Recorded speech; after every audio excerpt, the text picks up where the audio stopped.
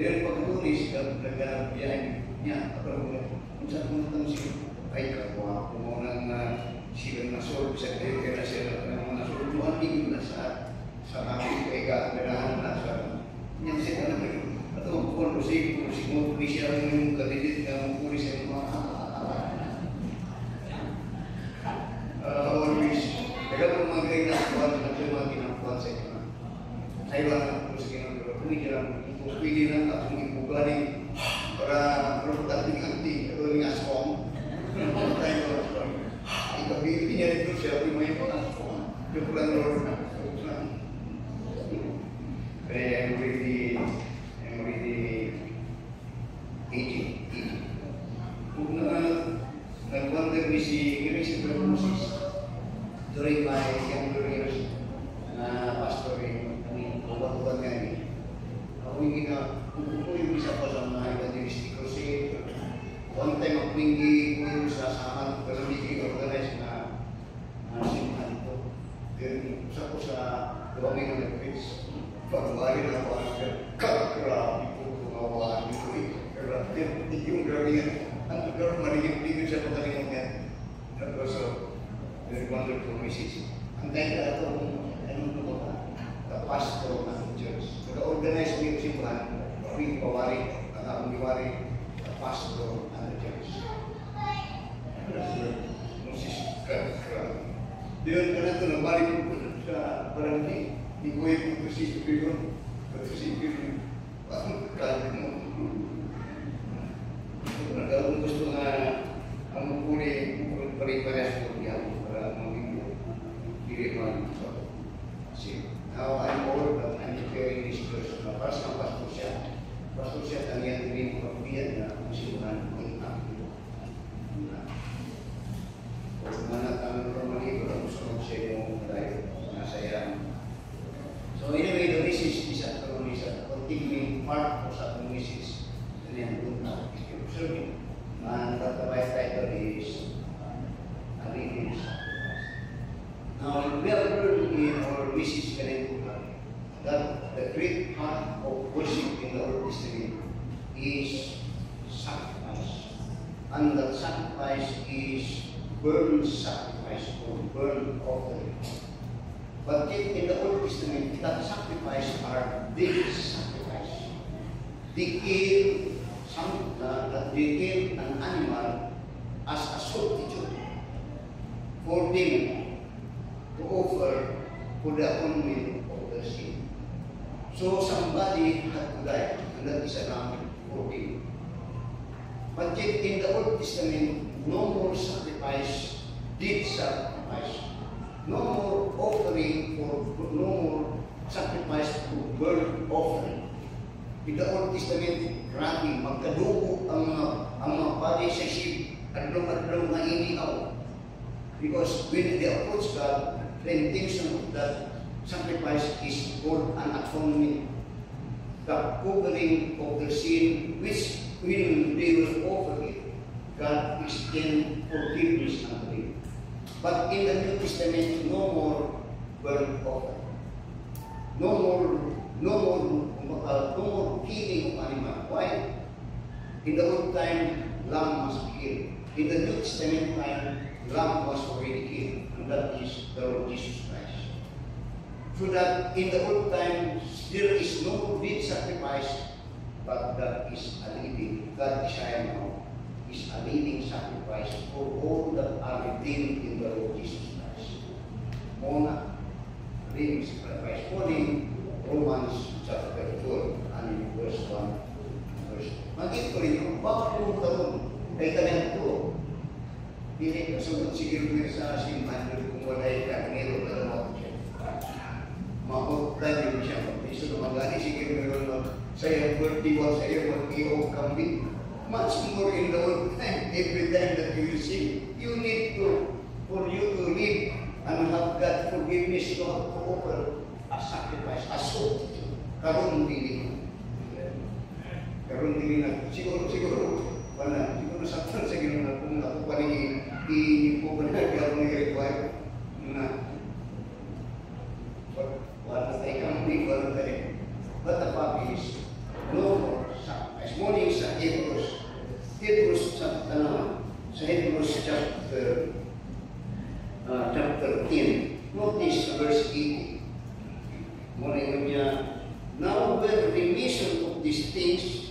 Di niya, no more offering for sin.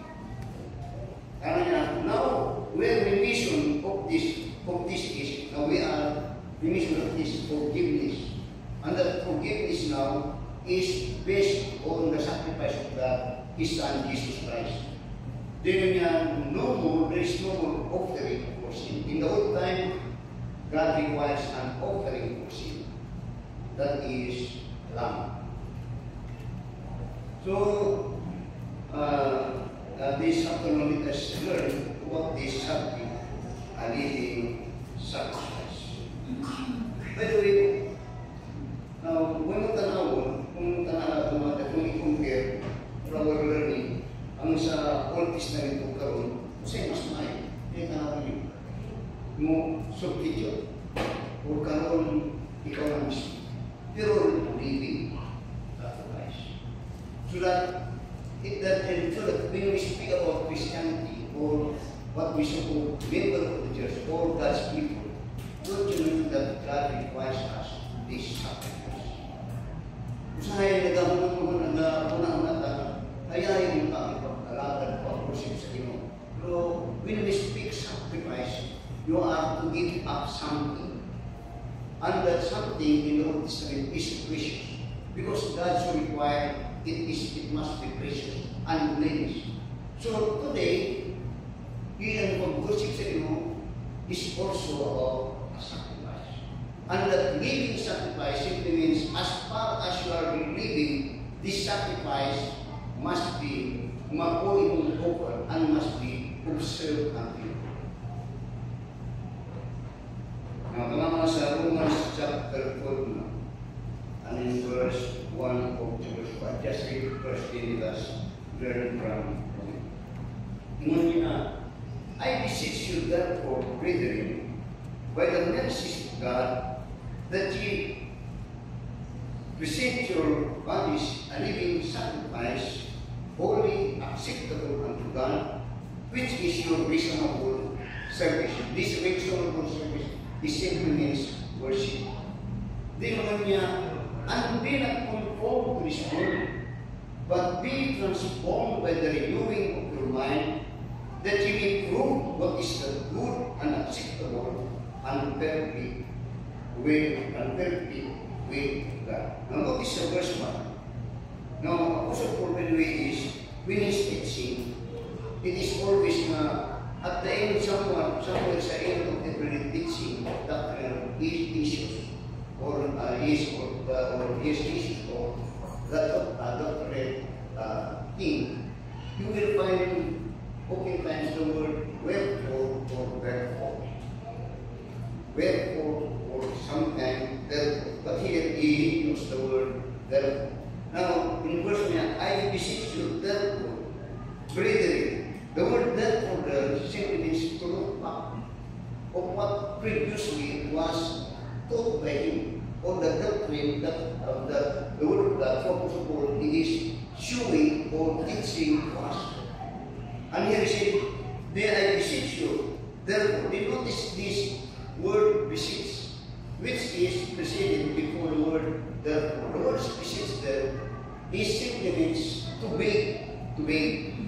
Not necessarily to force you, which means that kung I beseech, we need to say, naiya kang ginahangyo. Pero naasay mo ang kagustuhan, naasay mo ang kabubukuan, kung ang iyang paghangyo, imong pasinunggan. Which means now, that in this service, a living sacrifice service, is your voluntary will or your voluntary decision to serve God or to make sacrifice for your life to God. Buot pasabot na when he said about I beseech you, therefore, katong word therefore, kinahanglan na hibaw ang inyong kay kini ang mga basyan para matubag ka sa iyang hangyo na muhatag ka sa inyong kinahuli na imong isakripisyo para sa Diyos. Now, notice this therefore, tanong sa Romans chapter 5. First of all, the therefore here simply means about the kind of the faith that justifies us in the presence of God. Ngunit yung sa rason na na inyo niya gagnayan ba siya na nag-angyo siya. May hatag ng inyong kaugalingon, dinha na ikasak, pinabuhi nga sakripisyo para sa Ginoo. So that there the first reason is about this justification of faith. How we are being justified by faith in the Lord Jesus Christ. Now sa Romans chapter 5, verse 1, verse 3. Ngunya, therefore, I beseech you therefore, meaning therefore na isutan. Kung yung mga pagpanaw ni beseech nga, therefore din, ang iyang ginasutan ni, particularly sa chapter 4, katong justification na nitabo sa kinabuhi ni Abraham. Then ito niya, therefore, personally, being justified by faith, we have access with God through our Lord Jesus Christ. Now, justified by faith simply means you are declared righteous before the eyes of God. When you are saved, you are justified. The word justified simply means God declared a guilty sinner righteous on the basis of his faith to what the Lord Jesus Christ had done on the cross. When you believe it, God declares you righteous. Now, this kind of righteousness is an imputed righteousness which is being exemplified in the life of Abraham, which we call the value of faith. Muna sa tanaw sa chapter 4 karon, and in verse 3 to verse 4 tanaw. Ngunya, for what said the scripture, Abraham believed God only, and it was counted unto him for righteousness. Muna ang justification. Ang justification na itabo din, si Abraham di pa kamataro sa Ginoo. O kini ang basihan na di pa kamataro na.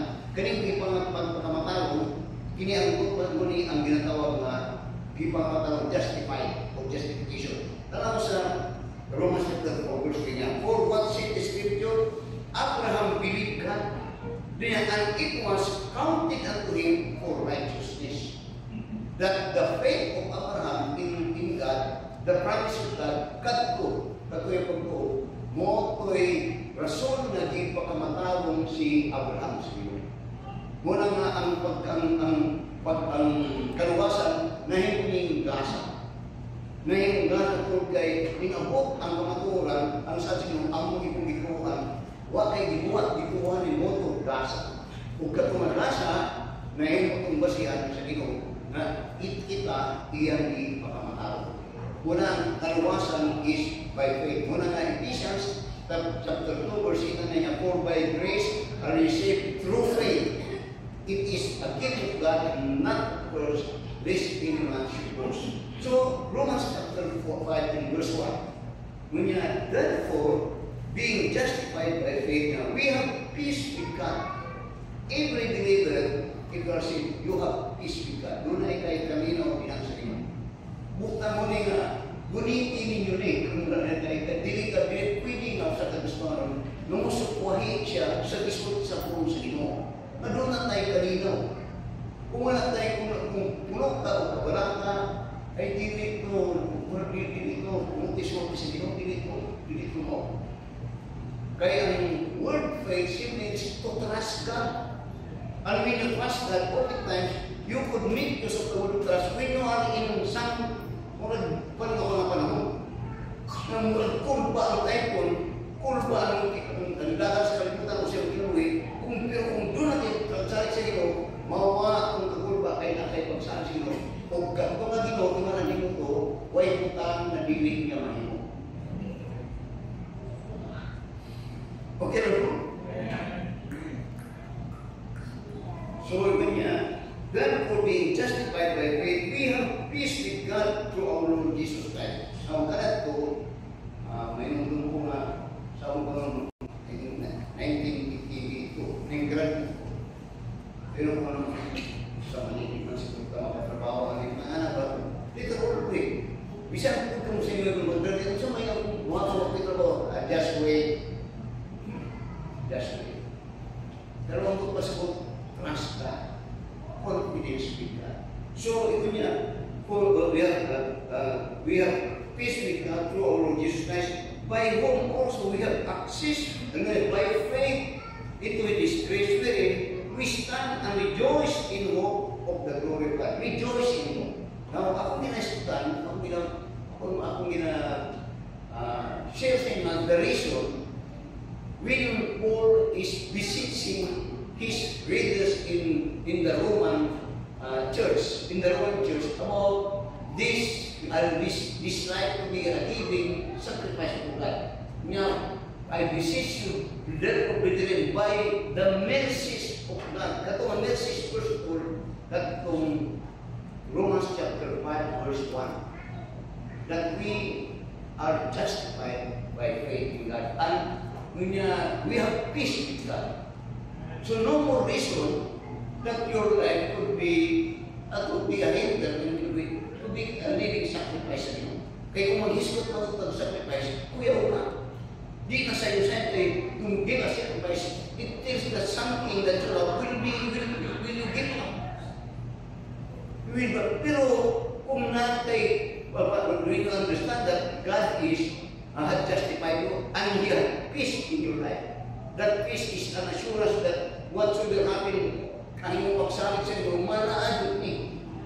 Kaya kung sa'yo na siya, mahita mo doon katabangan kanya muna, I will never leave thee nor forsake thee.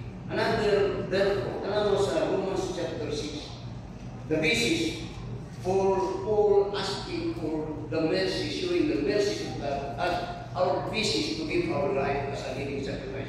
Sa Romans chapter 6, and in verse 20, verse particular sa verse 21 to verse 20, Romans chapter 6 niya, what fruit had ye then in those things whereof ye are now ashamed? For the end of those things are death. So the kind of life that we had before that we are saved. Kato mga kawangan ko, pero kanak to, sa dili ko tagawas, mo sakripisyo kaya. Hindi pa yun din ako, pagsakripas ka na to, manin ko, wag yung reklamo. Sa inyo gusto, sa manin ka mo, kasabuliwan, papulihin mo. O, pero, manin pa yun, punta na yun yun. Wala yun ka na to, ingato ka na to.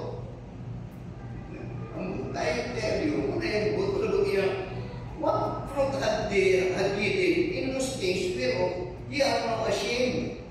Ulo ka na ito ba? Ganun ko. Kung sabi ko sa'yo, muna akong barkada, muna akong lipay-lipay, sa'yo kaysa sa tuban manimalay. Much more sa Ginoo, simbahan. Eh, ako gusto muna kinakuyaw ka ito. Pero kawawa, dahil pero kung magkuha ka may parang magpapatulong. For force na give up mo, give in ka. Sa'yo mamutan, pagil ka. Muna yung bisulti niya, what fruit had ye then in those things whereof ye are now ashamed? For the end of those things are things is dead. Why hinunggan ko niya? But now being made free from sin. Kaya ito, nahitan ka ako nila. Nahitan ka akong bisyo. When you are saved, you are now free from it. Dili na tayo ang niya to. There is now a change of your kind of life. But now being made free from sin and become servants to God, ye have your fruit unto holiness and the everlasting life. Ganihan, ang inatong usahan before you are saved, karon everlasting life. So, with it, nawang ingani. Sa mga taong hindi Kristuhano, these things that they have sakit ng paningkamutan in life sa Biblia are vanity. Kani, all vanity ang term niya, in up to death. Pero sa dihan na Kristuhano ito, nalahi. Kung nalahi, nawa kong mga bisyo, di lang mga bisyo, kung natanong, kung dapat po, atong karakter. Naratay panahon sa Ginoo karon. Which means, mas ang asang sa advantage, kaya kung kinabuhi o karoon ng kinabuhi.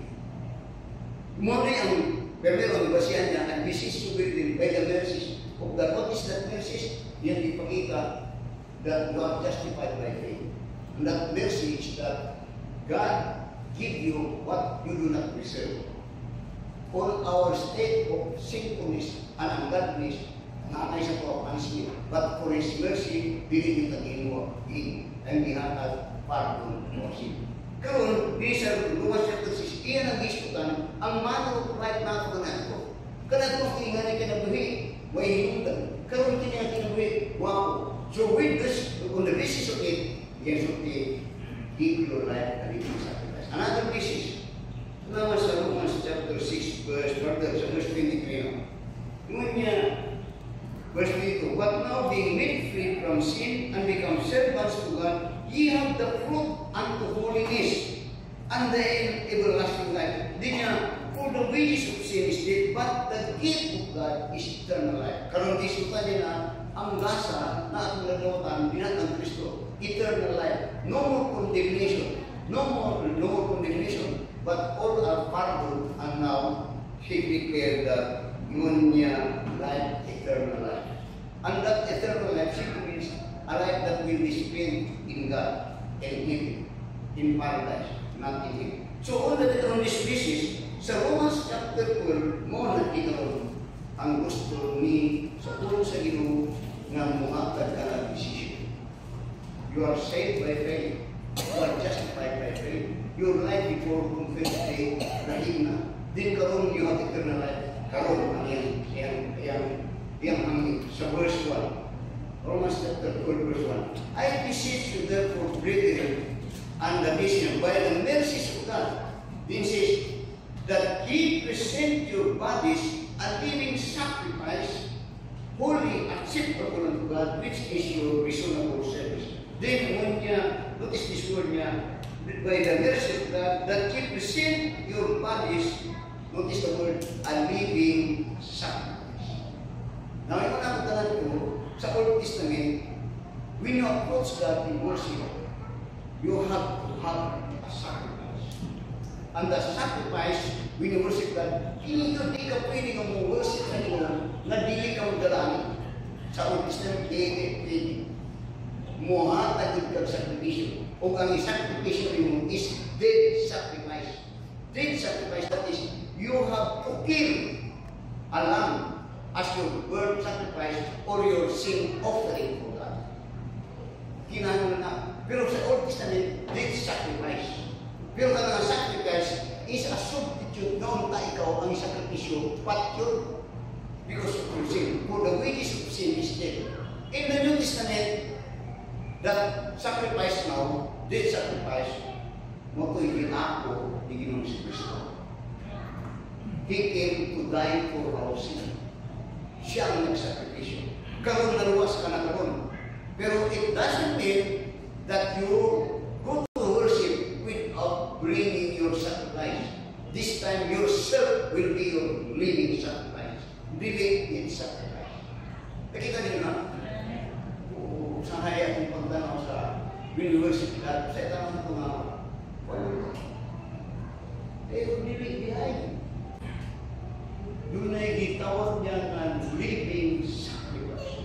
So ang punta na, what is this living sacrifice? Now I said, when we sacrifice something, it's something simply means that we have to give up something. Even in the Old Testament, that is something that is precious to us.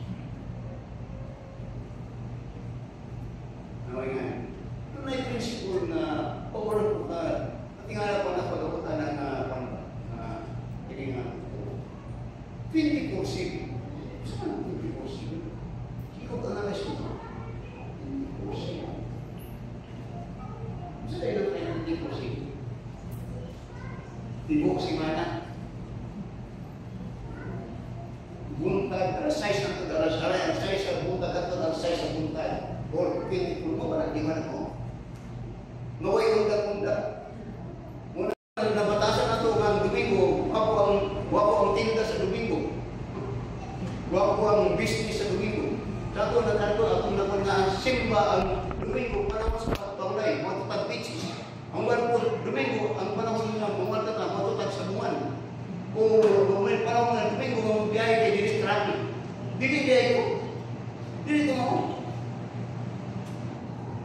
A living sacrifice that you have to give up something, or not only something, but things that are used to be precious to you, to give it unto the Lord as a living sacrifice. And that is what that was. Dili lang yung mga dili lang yung mga tawag na living sacrifice. When you worship God, dalawang principle yun. Luke chapter 14. Luke chapter 14. Ayun ba learn ka? Luke chapter 14, verse 25, verse 26. Naman niya, and there went great multitude with him, and he turned and said unto them, If any man come to me, and hate not his father, and mother, and wife, and children, and brethren, and sisters, ye and his own self also cannot be. That is a living sacrifice. Pero kinasacrifice kung tanawon, kung hindi ka sa pagkalim, kung dili ni mo, kung contrary sa tungkol sa Biblia. Then so tiyata mo, when Abraham, the first time worship God, when God asked Abraham to offer his son Isaac, that is kung tanawon, contrary sa tungkol sa Biblia, daw siya lakin.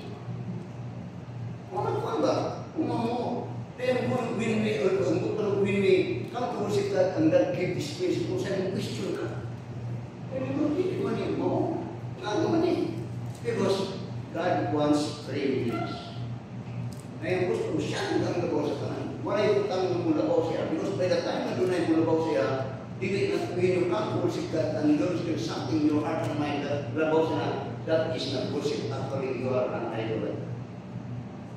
Pero ang prinsipyo, kung ang bana, kung ano yung isang pinsutin, kung ang bana, kung tuman aning Luke chapter 14, verse 20 kung ibasa, ang asawa, kung tuman, ang anak kung tuman, okay ka, huwag ka na ang gusto sa Ginoo. Everyone that will worship, akong asawa, akong anak, ako, kami tanan, in aning principle, it exhort that kami dili ni idolater, we love God more than others, even this relationship.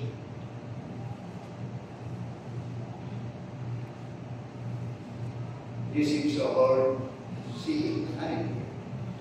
Muna si Abraham at the first. Na Abraham, his testings that in his worship, kinsa yung ginag-worship, yung anak o Diyos. Karon, kaya mukman ni Abraham, murag kuyulo naman sa anak siya. Kung sa ino, ihatag na sacrifice at doon sacrifice. Ang pasabot, yung decision ka karon, kinsa yung palamunan, ako kung anak ako ni Abraham. Hindi siya yun. But when Abraham gave in, what God did, God blessed him because God now says that Abraham indeed worshiped God, not the things that God had given him.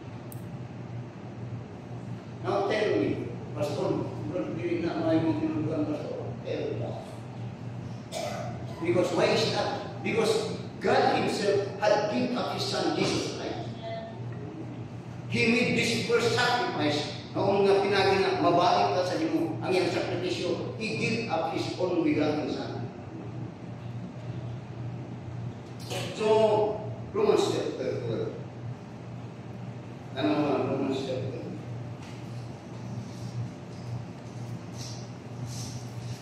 Balik.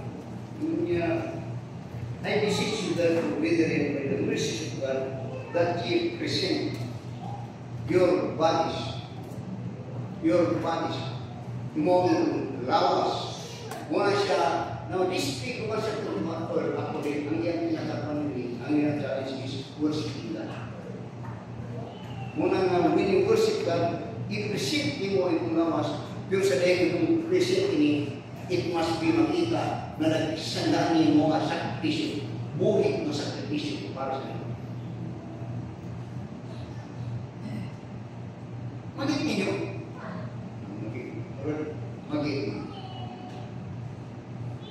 so, not only that niya, a living sacrifice niya, the holy, this is, the word holy means, this is the kind of life that he desired for those that will come to him, worshiping, having this sacrifice in that holy.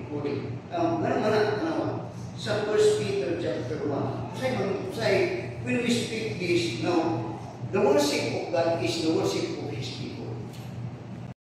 That means that you are delivered, that means the word justified, you are made righteous. Then not only that, God called you holy, and you have become the saints of God. Muna sa 1 Peter chapter 1, ano naman sa verse 14 to verse 16. 1 Peter chapter 1, verse 14. And as obedient children, what children of God?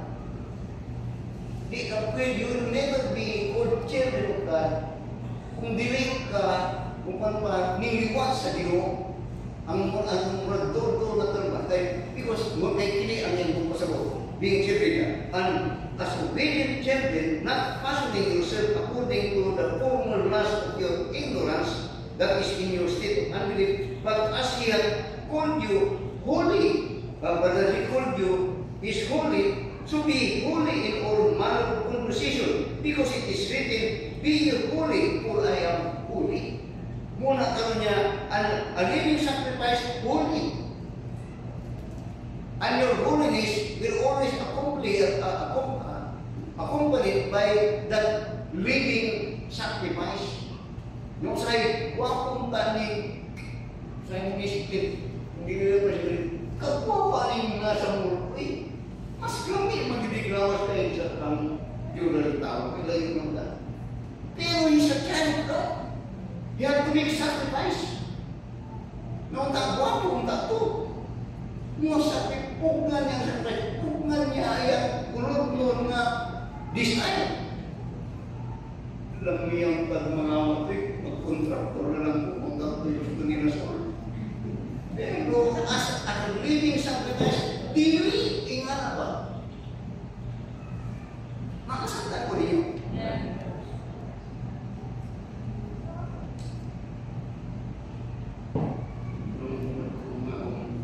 Mabasa-basahan ko. Hindi magpunta na yun. Kinakalas yun ng magpipukal na ito para magpapagano ng mag-isip. Para makaroon ka ng dili. Pero dagang na kinakapusin ang mga bawatan mo na ito. Living sacrifice. Hindi sa iyo ito eh. Pero sana ay masin naman sa uban. That some make their life so easy. Kasi yun na nga mga pamagi na, mga pamagi. Kaya dahil ka na, muna nag-report din ka sunod kong tagmayan. Ito, sacrifice. Kaya holy, ganyan, acceptable. Kaya matangin ko, dahil na ito sa bukit lang, ako ko nang giniparamdam sa mga pamagi. Lord, Lord, kanin kami usay kaon Lord, karena ini mo mga kaon para sa gusto mong kinabuhi. Kami na kinabuhi Lord na makaroon ko na sa inyong buwan. Kung kita mo siya, na makaroon ko mong kinabuhi sa inyong buwan. Nakapasino ko ito. Hindi na ito, dinananak ko sa tingin ko, gusto kaya ako. Makaroon ko, nakapasino ko. Ginanong, gusto ko niya ako. Lord na, may worship God with that kind without making some sacrifices. And to make sacrifice sometimes means I say, magkaroon ka. Hindi ko malita siya. Pero sa'yo, mag-contract ko na lang siya. Sometimes it hurts. And sacrifice actually hurts. But that is, it's impossible sa Old Testament. Nang living great sacrifice. Makaya rin po. Or to live a living sacrifice. Not only kung kay King. Now sa Matthew chapter 5. And in verse 16. Ako lang gusto kong basahin. Pero ang memoryado na doon. Niya, let your light shine before me, that they may see your good works and glorify your Father which is in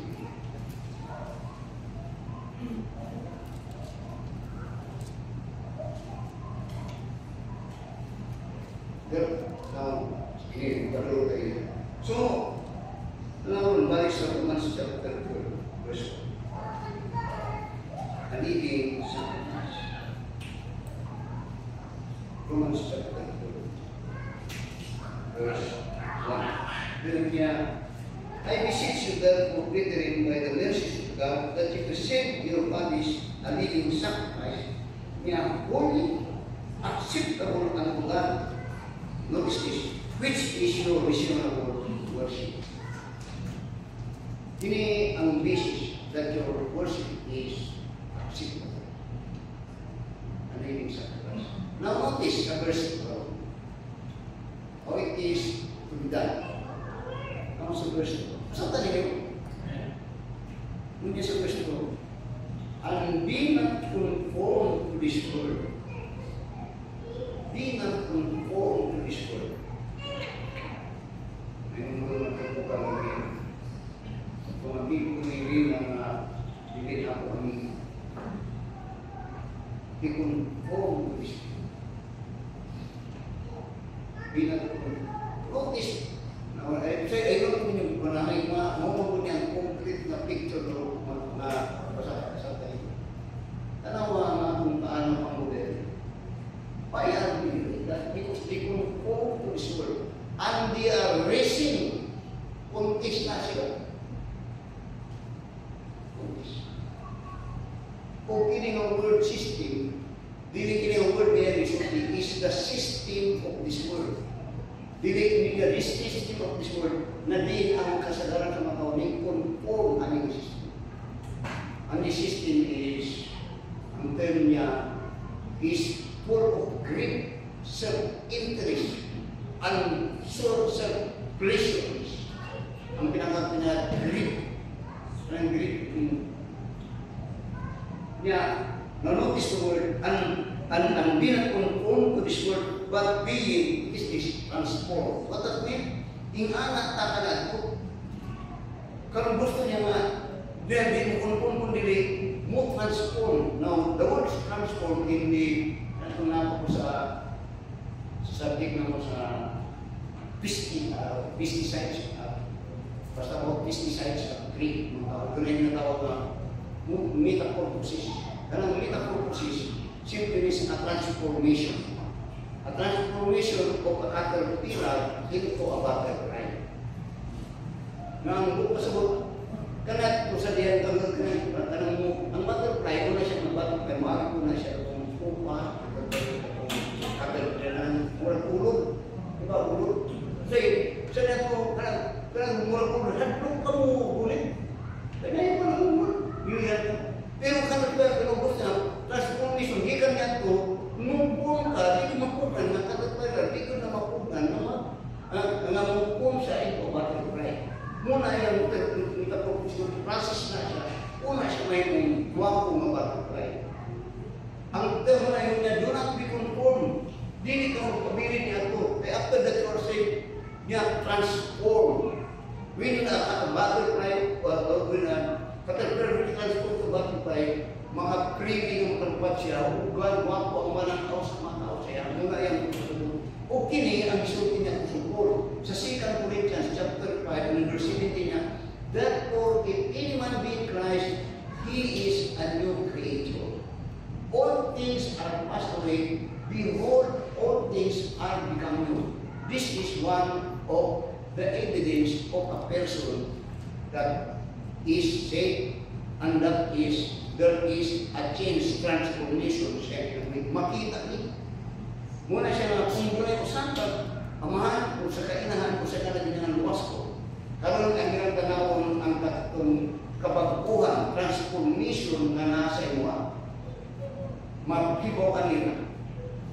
Na, patuloy ko ninyo. Nagkinabuhi ka, sumala sa iyong pagko, na siya tao, kung saan magputo sa ino, kung sa labis naman, magmita ko nila. Una, dinasay mo pagsimba. Dinasay mo pag-ako. Dinasay mo pag-igurpa sa tulong. Makita mo na yung doon ay kapaguhan. Di ka pwede nga, di na na. Kung di na ang mission ko sa inyo, kita mo nila kung muli nakita sa ako sa Ginoo, sa akong mama ka ko. Bisag, ang akong mama, di niya gusto ang akong pinatawag na Liling Baptist. Pero makita man niya, kinitaman sa promisos ko.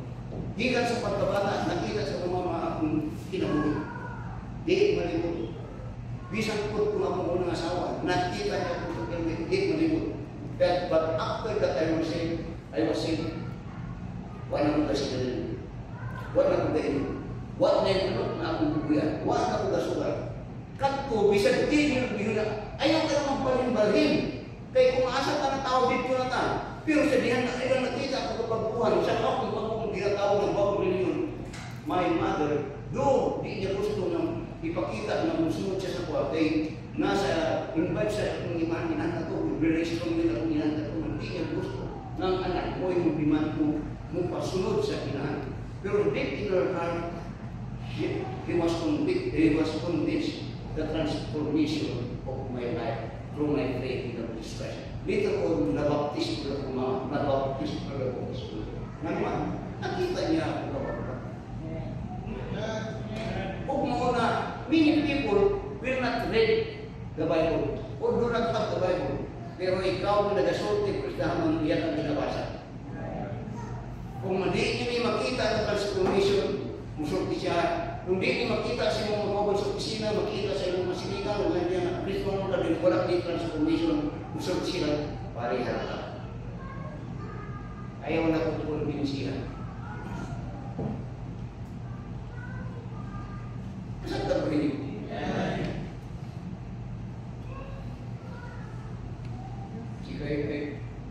Kaya kasi kung pinto ko yung mga musika, magkarakas na ito.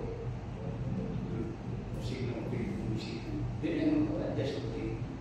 Kaya ginawa mo na, hindi ang mga ako. No, walay samad na tambaran na di masaktan. Ugit-gitin na samad, walang tambaran. Labi na kung nasamadan ka, pinagtamang ako, ugasan yung nagmayo sa kaya may naman contamination, then tambaran. Ito ang ito.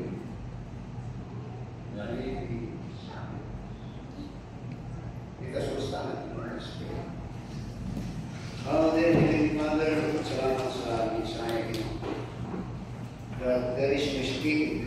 Everyone who confess that they are children of God, there will always be an evidence. And that evidence is God's requirement, a living sacrifice. A living sacrifice, holy and acceptable service to God. That is worship. And next is the transformation na makita sa mga tao, tingin sa amin. We thank God for indeed thy word is true. And we like word transformed because of the gospel, because of your word. And we are one with you. And our desire is for others to be saved, that their sacrifices or even their worship may be pleasing and acceptable to God. For it is only because that are saved, live God's people, saints of God, holy people of God, are the true worship. So bless us to be blessing the messages again, Father, I pray. Jesus' name. God has spoken for God. Saint for God is actually, your facility, some of the and this is really just a reminder. And also, mga kapadasik sa inyo, Lord, salamat, indeed I'm doing. So you could build more confidence that you are in the right.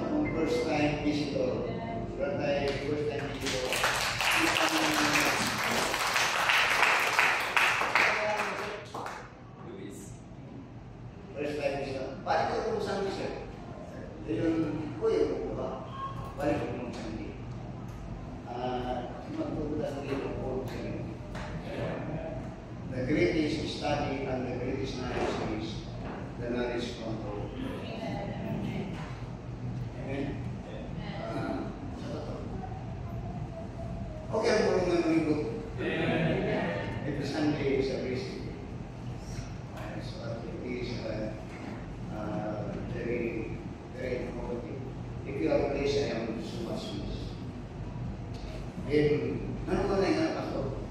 Because I know that God is speaking. So, it is not in this time. It's about our yes for prayer. Our most gracious and loving Mother, we thank you, Lord, and return back to you all the honor and glory for the last time that was at the worship service. This is because we have asked for it before we stand in this party and before even we come to this worship services. It is always our prayer that you will bless us as we desire and describe us that you will be honored and be glorified. That in these worship services we are exalting the holy and the word because you are faithful. And that is our Christian, and this worship is our expression of our gratitude and appreciation of the life that you have given us as well as you be. So you have blessed us, Lord. There is no Christian, you have blessed us individually. So you are worthy to be praised and to be honored. And that is what you have done in present. And I thank God for the heart that you have given us, each one of us. And nahimong napapak sa mga kasing-kasing ang desire mo na magsimba din natin. So kananginin ito sama sa diyakon na kayong matawan sa kayong kami panalingin, na panalingin sa wala. O hindi ka rin mahimong masunod sa na mahimong excited ng simba niya. Lord, salamat sa kanan, may you continue to bless us as we bless us to you this coming week from Monday up to Saturday and in Sunday we become here Friday for this very expression of congregation and worship. So please give Father ang mga typical of our church. This is our thank you Lord sa bisita ang naluwan na kanilin galingan mo. Bless them, help them Lord to understand that worship is one of the biggest things that a person could give to God, that God given His life to sustain. Maraming po Diyos, maraming